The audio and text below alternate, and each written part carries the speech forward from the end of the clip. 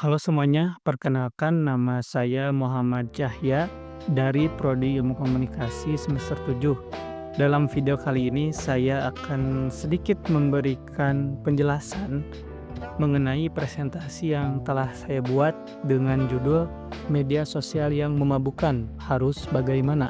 Tahukah kalian bahwa rata-rata orang-orang menghabiskan lebih dari 3 jam sehari di media sosial, bahkan bisa lebih dari 4 jam bagi para remaja. Dikutip dari situs Goodstat bahwa menurut laporan digital 2024 Indonesia yang dirilis oleh We Are Social, warganet Indonesia menghabiskan waktu hingga 7 jam 38 menit per hari untuk internetan. Tapi apakah itu selalu berdampak positif? Nah, dalam video kali ini saya akan membahas mengenai fenomena media sosial yang memabukkan dan bagaimana cara-cara cerdas untuk menghadapinya. Media sosial adalah platform digital yang memungkinkan kita untuk terhubung dan berinteraksi dengan orang-orang lain di seluruh dunia. Melalui aplikasi seperti Instagram, TikTok, Facebook, dan lain-lain, kita bisa berbagi momen, foto, dan video, serta menemukan konten yang menarik dari berbagai sumber. Dengan berkembangnya media sosial telah merubah cara kita dalam proses komunikasi dan pencarian informasi, menjadikannya sebagai bagian penting dari kehidupan kita sehari-hari, baik di dunia nyata maupun di dunia maya. Namun, fakta yang terjadi saat ini melalui perkembangan media sosial adalah media sosial awalnya diciptakan untuk menghubungkan, tetapi kini bertransformasi menjadi dunia yang menghipnotis. Mengapa demikian? Karena seiring popularitasnya yang meningkat, platform ini juga menjadi bersifat memikat.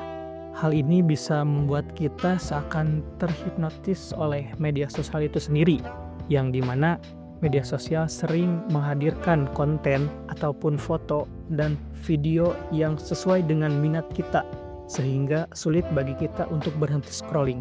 Berikut ada beberapa ciri-ciri dari sosial media yang memabukkan. Yang pertama, memberi rasa senang instan atau dopamine hit. Media sosial seringkali memberikan kita pengalaman positif seperti like, komentar, ataupun mungkin subscribe. Ini menciptakan rasa senang instan sehingga pengguna merasa terdorong untuk terus kembali ke platform untuk merasakan kebahagiaan tersebut. Yang kedua, memicu kecemasan sosial atau fear of missing out, atau yang biasa kita sebut sebagai FOMO. Rasa cemas inilah yang mendorong mereka untuk terus-menerus memeriksa media sosial agar mereka merasa tidak tertinggal momen ataupun topik hangat. Selanjutnya, menghabiskan waktu tanpa sadar atau doom scrolling. Doom scrolling terjadi ketika pengguna media sosial secara terus-menerus menggulir konten, baik itu bersifat positif maupun itu bersifat negatif. Dilansir dari laman Pew Research bahwa sebanyak 54% remaja merasa sulit untuk melepaskan diri dari media sosial.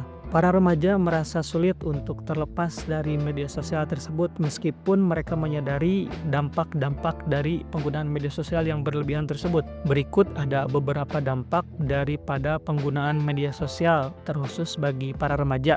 Yang pertama, ada dampak positif media sosial. Seperti media sosial dapat memperluas wawasan kita. Media sosial memungkinkan kita untuk terhubung dengan orang-orang di seluruh dunia, memperluas jaringan sosial dan mendapatkan perspektif baru melalui interaksi dengan berbagai budaya dan ide. Selanjutnya, media sosial juga dapat menjadi sumber kreativitas dan juga inspirasi.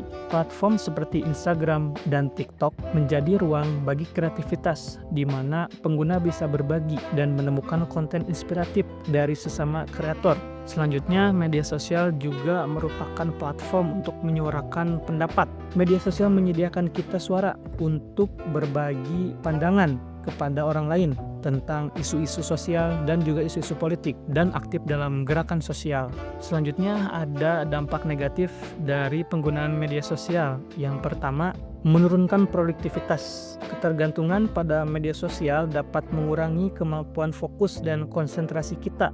Selanjutnya, ada gangguan kesehatan mental.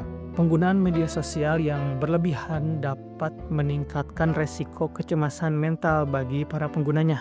seperti depresi dan perasaan kesepian, sering diakibatkan oleh perbandingan sosial dan tekanan untuk selalu tampil sempurna di media sosial. Yang ketiga ada perilaku konsumtif. Para remaja sering sekali terpengaruh oleh iklan-iklan yang muncul di berbagai media sosial saat ini, mendorong mereka untuk berperilaku konsumtif yang tidak sehat, di mana mereka merasa perlu membeli barang atau mengikuti gaya hidup tersebut hanya untuk memenuhi ekspektasi sosial. Sekarang pertanyaannya, media sosial itu alat atau musuh kita?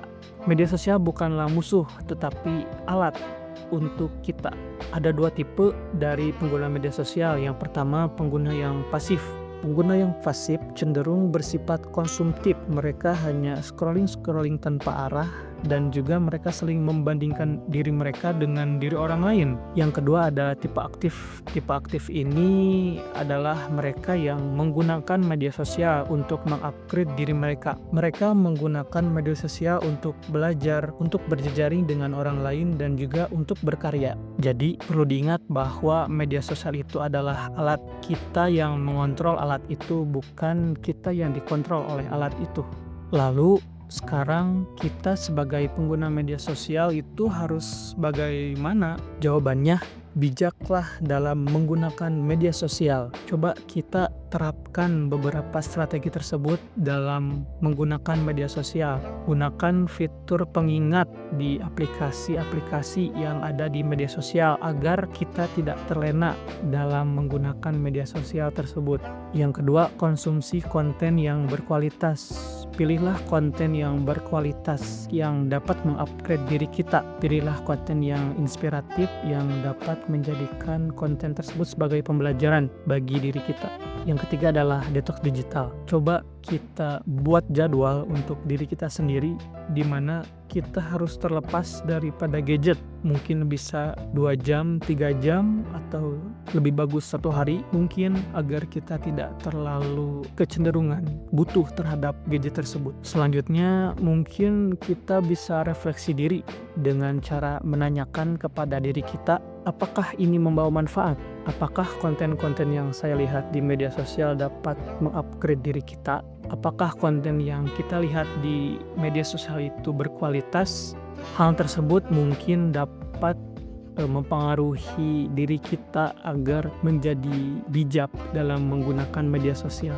Mari mulai dari sekarang kita gunakanlah media sosial secara bijak agar media sosial tersebut dapat menjadikan hidup kita lebih bermakna.